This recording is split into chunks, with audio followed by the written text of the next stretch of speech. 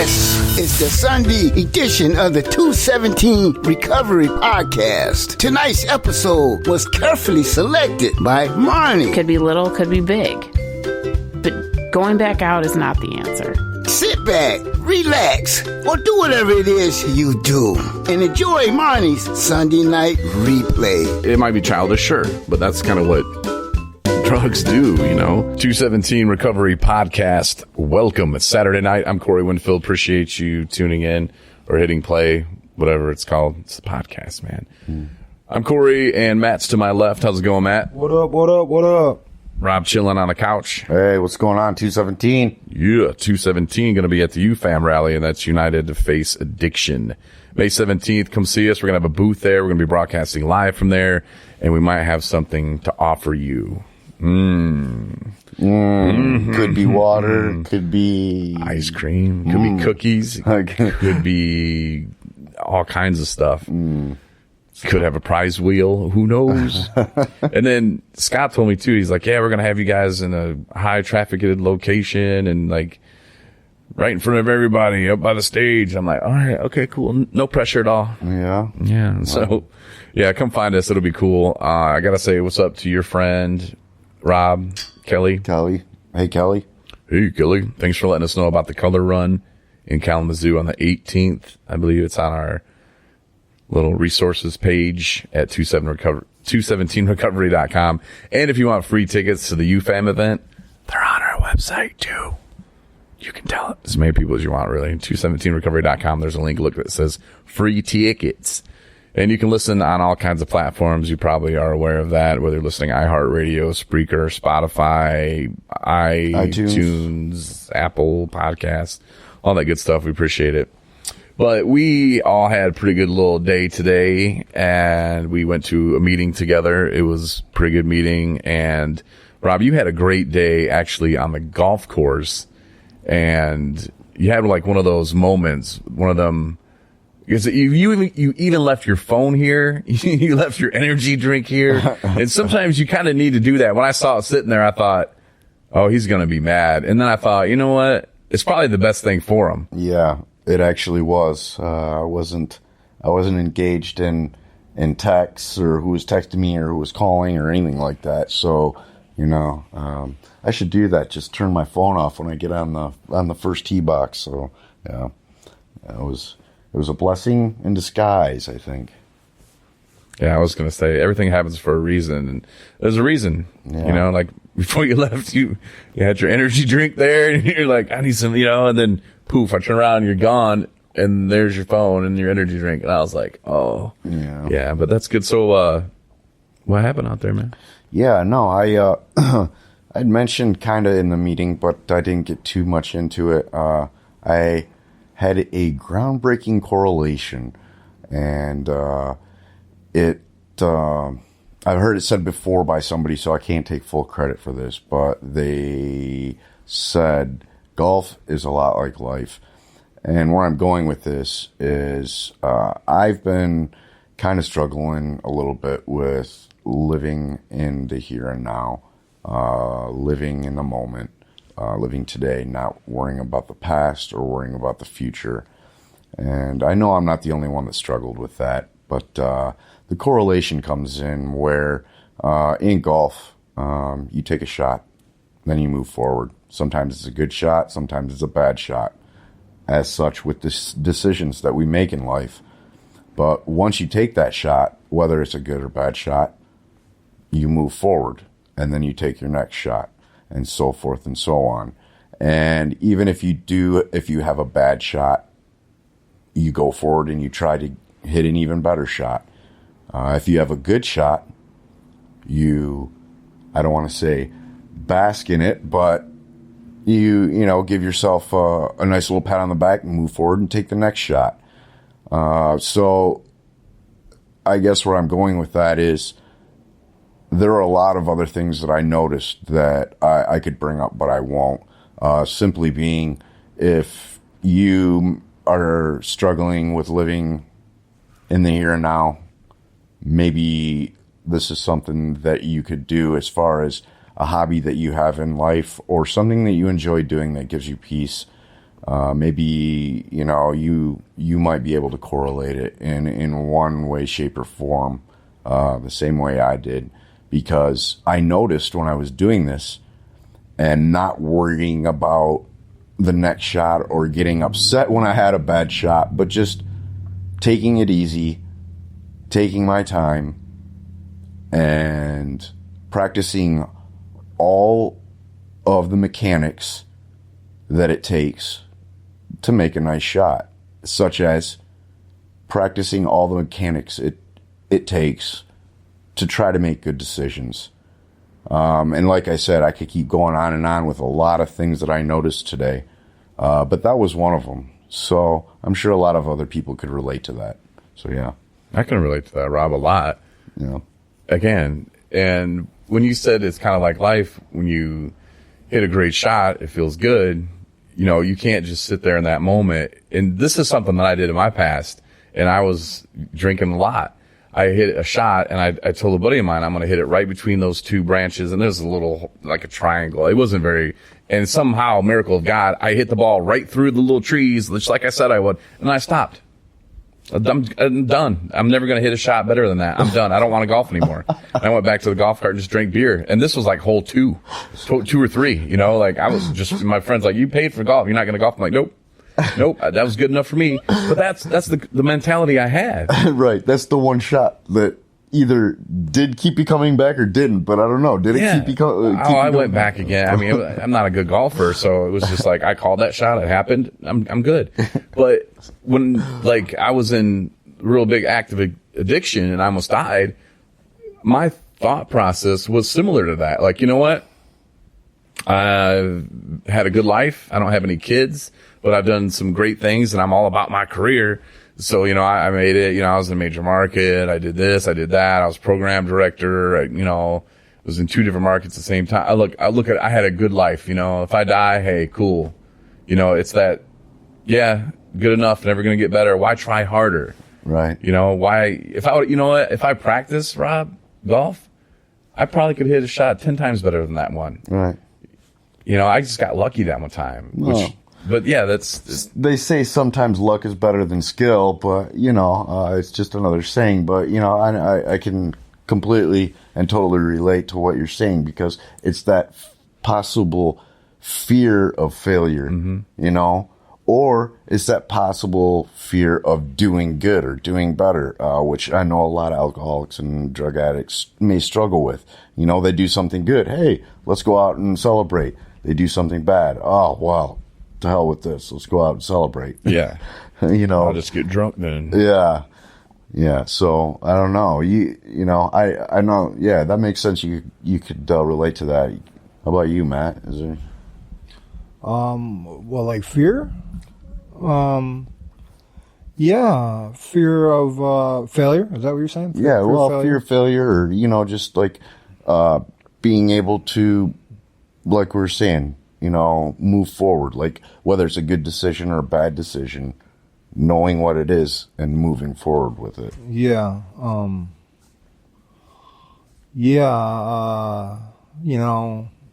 Fear of failure. Sometimes I don't even try, because I just expect to fail. As far as good decisions, I try to make good decisions, but I really don't know. It's fear. My fear is of judgment. Yeah. And failure. Yeah. Judgment, and being excluded. So. Yeah, and I'm not interrupting you, Matt, but fear of being excluded, and I think a lot of people can relate to that, because it's just, I think it's a human necessity. We want to be accepted. We want to be loved, but we, in a way, kind of exclude ourselves. I've noticed that, not engaging or participating because of fear of not being accepted or possibly failing, that, that might have been a chance where I could have succeeded and just really, stuck out and maybe said something that somebody else could relate to, or a couple people could relate to, and just they'd be like, wow, I needed to hear that, And some people, I think, and I was like this, they're afraid to stop drinking because of not being included in their friends' lives, and even though their friends might not have the problem, but oh no, if I stop drinking, he's not going to want to hang out with me. And then the fact that I don't know if I can stop drinking. Can I put the bottle down for 2 weeks at least? And what if I pick up again? What if I tell my wife? What if I tell my girlfriend? What if I tell my boss? Whatever. What if I tell myself that I'm going to stop drinking for good because I'm at that point in my life where it's just horrible. But then will I really stop? Do I really want to stop? It's going to lead to death. Or what is it? Death, jail, or institutions. Yep. That's where it's going to lead. Whether it's alcohol, whether it's heroin, and that's something that I heard at the meeting. I'll get into in just a minute, but it's the failure, hitting the shot. It's never going to be better than that. Or man, if I hit this next shot, it's just going to go way over there, and it's going to totally be screwed. So I'm going to play it safe, stay here, and do nothing. I'm going to change nothing. I'm going to live too far in the past and remembering that great shot and not taking that chance to move forward. And you're right. It's the same with recovery. Mm-hmm. We have to take that shot to try to recover, to heal. And our brains are getting so much better. You've noticed it in yourself. I've noticed it, and you guys have noticed it myself as well. We're getting a little bit sharper, a little bit crisper, mm-hmm. and it feels great. It really does. Yeah, it does. And that's a good thing to point out because, I think it's a good thing to point out because, just put simply, not to simplify it because addiction isn't, but we don't have to wake up hungover. We don't have to wake up, needing that next fix. So, and that's a good feeling in itself. And I overlook that sometimes, Yeah, I'm sorry, I'm just learning how to hold the mic. Yeah, I was just, wow, I had a thought and then it was gone. Wow. Oh, yeah, I was just going to say, I like to make myself believe that I am psychic and I can tell the future. And it enables me from even trying, because I believe that I know how a situation is going to work out or what somebody else is thinking. So, and it's always negative that, this is going to happen, or, they're thinking this, or I'm going to be excluded like we just talked about. So I won't try, but in reality, I'm not a psychic. I'm not God. And I have no control over that situation and how it does turn out. And I think that attitude and those beliefs have held me back from a lot of successes that I could have, had in my lifetime.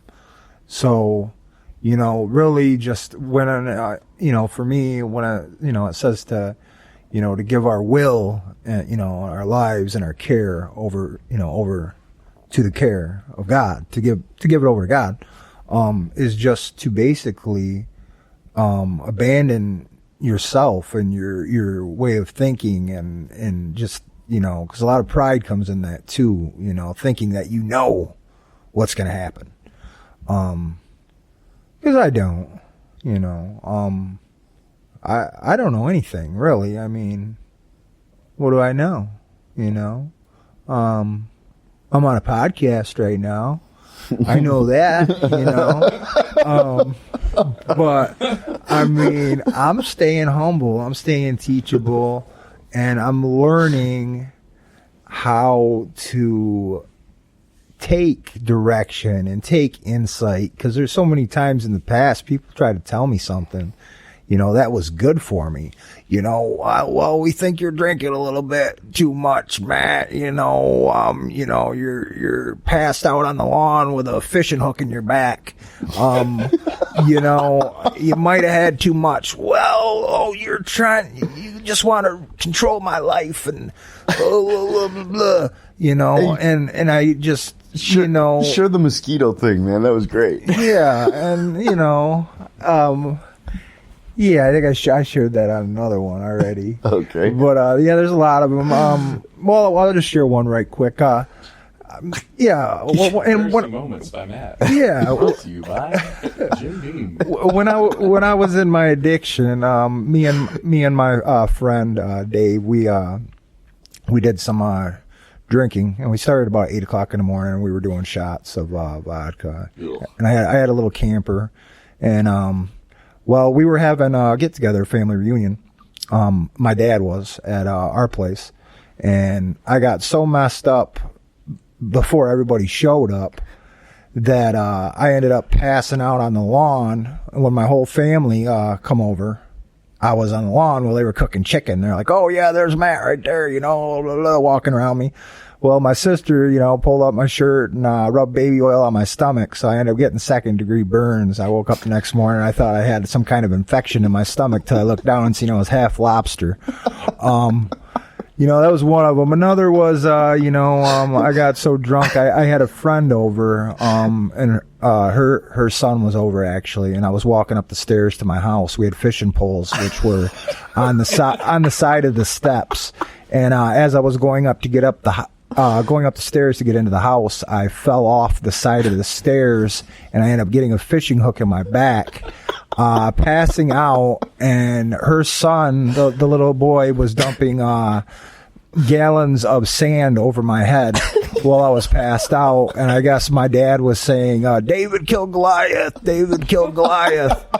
And, these are the things I can laugh about because it's like so crazy that I did that, but I don't have to live like that anymore. I'm not the laughing stock failure POS. I'm not the user. I'm not the bad son. I'm not the thieving brother. I'm not the disappointment uncle. I'm a good person today. I love my family. And there's nothing I wouldn't do for them or my friends here that are around me. So I'm just grateful. I just kind of went on a tangent then, but no, that was great. That was great, man. Back to you guys. that was great, Matt. Thanks for sharing, Matt. That was good stuff, man. Yeah, dude. I was gonna say, man, I want to know how you got a fishing hook in your back, dude.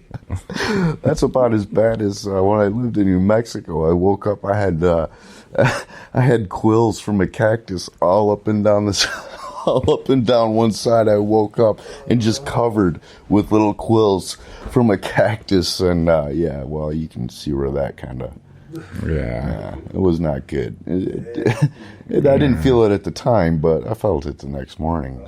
Well, good times. Oh yeah, wonderful.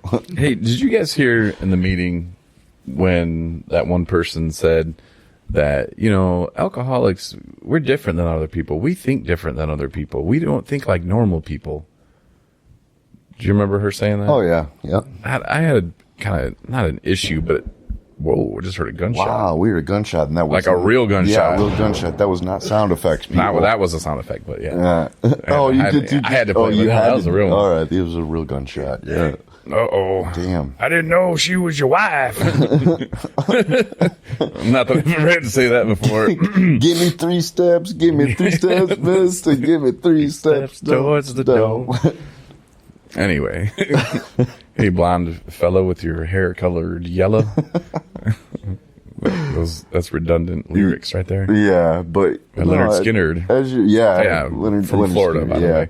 Oh yeah. All right, sorry, getting into the radio stuff, but no, when she said that, I was like, wait a minute, like we're different than everybody. We don't think like normal people. First of all, I think we are normal people. Yeah, and I think normal people. I think everybody's recovering from something. It's just a self-defense mechanism Am I saying that right? Mechanism? Yeah, that's what I was going to try to say. I'm not sure if I said it. Probably not.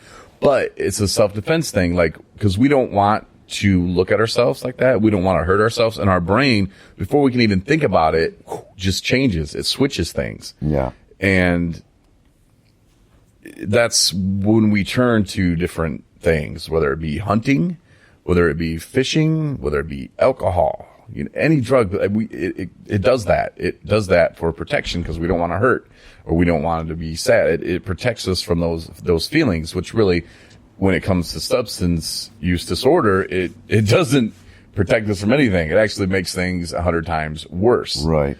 And dealing with the problem head on is what we have to learn to do. And that's what recovery is all about. Not running from the situation, not, fearing like what's going to happen. And you know what? What's going to happen is what's going to happen right now. Right now we're doing a podcast. Right now you're listening to the podcast. What are we going to do next? That's what makes the difference in how we process everything, whether it be relationships with your mom, girlfriend, sister, brother, cousin, teacher, worker, coworker. It doesn't matter. And that's what I kind of took issue with when she's like, oh, we think different. I'm just not like she was saying that we're better than other people, but I'm like, no, I don't know. I mean, the AA, that it works for some people. I'm not knocking AA. I love going to meetings. Yeah. But some things, I don't know. I don't know what I'm trying to say at this point. I guess I just said what I was trying to say. Yeah, really. and I understand what you're saying, and I'm sure other people can relate to what you're saying too. It's that we don't necessarily, like with addiction or alcoholism, it's an allergy of the body and an allergy of the body and oh my goodness, the word is right on the top of my tongue. A mental illness? A mental dysfunction, but a thinking problem. well, I'm having one right now. A thinking problem. Yeah. But at any rate, an allergy of the body where something goes wrong when we consume it, and it doesn't necessarily affect normal, I guess, whatever normal means. Again, there's another Webster. We're having another Webster moment here that we should look up normal and see what the definition is, like recovery. But what is normal? Anyway, something goes, I won't say wrong, just something different happens physiologically, and I think that's maybe where they were going with that. Okay, I've got it now. An allergy of the body and an obsession of the mind. Okay, yeah. And that's true, like what you said. A lot of people have gambling addictions. A lot of people have sex addictions, and you've went into that. So I'm pretty sure I covered it. I didn't go into sex addiction. Let's clarify. I traded one for the other. Let's clarify. That would be a lot more fun. No, maybe it wouldn't be as fun. No, I don't know. But so whether it's shopping or working, overworking, everything is supposed to be in moderation, and something goes wrong on that level with us as far as a chemical reaction. But it doesn't matter what it is in life. People overdo things. And as far as normal goes, again, I don't think, I think that, we do think normally. We, as far as being with a substance use disorder, think normally. But once the substance is digested, something goes horribly wrong. So, yeah. And the definition of normal, I believe, from my psychology class or sociology, whatever, was the acceptance by the people in the group. Mm-hmm. Like if people in Africa eat squirrels, that's normal for them because they all do it. Right. But for us, that's not normal because the majority, the masses don't do it. Matt, you wanted to say something? Oh, yeah.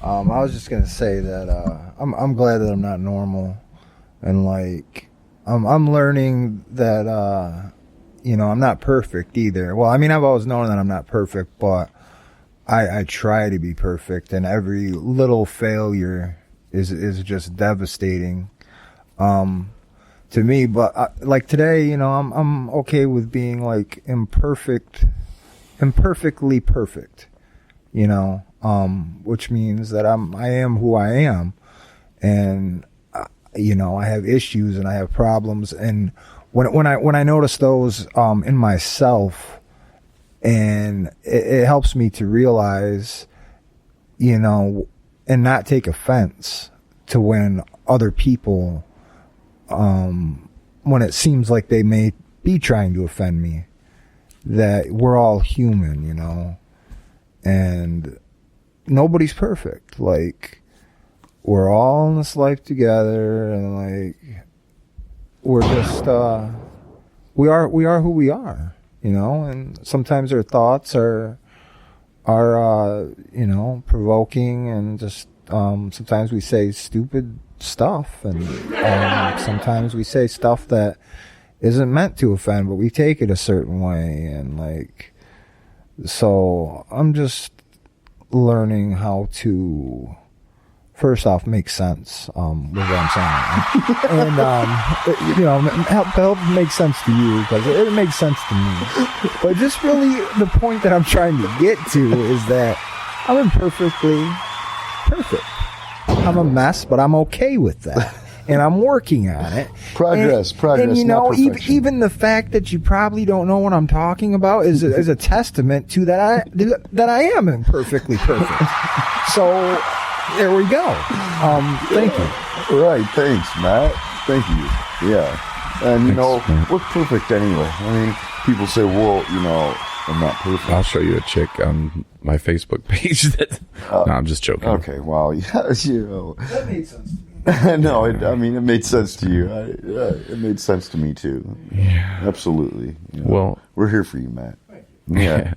Well, I think Matt has not watched John Wick yet. Oh, no. You have not watched John Wick 2? Not John Wick 2, no. And John Wick 3's coming out. I would tell you the date, but they're not paying us to. I mean, I know the date. It's the same date we're going to be in Lansing, but they're not paying me to. John Wick. Keanu Reeves. No, I love John Wick, man. So we're going to wrap up the podcast. Again, thank you for listening, whether it's your Saturday night that you stayed up late to listen or your Sunday morning. We really do appreciate it. We appreciate everybody that's donated to us. Yeah. It helps us a lot. Like, we're going to get eventually get a tent with our logo on it, but a table cloth with our logo, it's going to get us there. It's going to get us to the event, the UFAM event, and other places, and going to upgrade our equipment. We're going to maybe not have so many issues with the microphone. If you're watching on Facebook Live earlier, this is not the podcast you were watching, so you did get a little something new. We really appreciate that. And yeah, I don't know if we're going to ever do that again. It just didn't work out very well. Got a little heated around here, and it all came together like it should and like it was supposed to. I think the podcast was really great tonight. Thanks, Rob. Yeah, absolutely. And, just, want to thank everybody and give us some input, Yeah, and Matt, thank you for acknowledging that you're not normal and that you don't know stuff or something, and you're perfectly imperfect. Right? Yeah, I don't know anything, and I just like to clarify that. Yeah, I'm okay with that, and just living, breathing, and just taking every thought captive is where I'm at today. Thank you. And you know what, Rob? I just had a great idea. Yeah. Remember how we were going to maybe do bracelets at UFAM and, for donations? Yeah. Now, because we looked at that one with the fish hook. Yeah. Fish hook. Now we can call them a Matt bracelet. There's these little bracelets. They look like they'd be kind of easy to make where they kind of hook together with a fish hook. Yeah. Now it all makes sense. Yeah. See how God works? Yeah. Come out and get a Matt bracelet. There you go. With the fish hook. And we might sell them. Yeah, we'll sell them online too. Right. Look for that at 217recovery.com. We'll have a little store up there with Matt hooks or Matt bracelets. That's a great idea. Thanks, Matt. Yeah, thanks. See, always bringing something to the table, this guy. Yeah. I really appreciate it. Do what I can. Yeah. Well, thanks again. Appreciate you listening. Check out our other podcasts if you haven't. There's all kinds of them up there. Actually, I think this is the 25th one. And then Matt's writings, too. There'll be a new writing from Matt on Monday. Thanks again for listening, and check out 217recovery.com. Thanks for listening to the 217 Recovery Podcast. For more episodes plus bonus features, download the 217 Recovery app.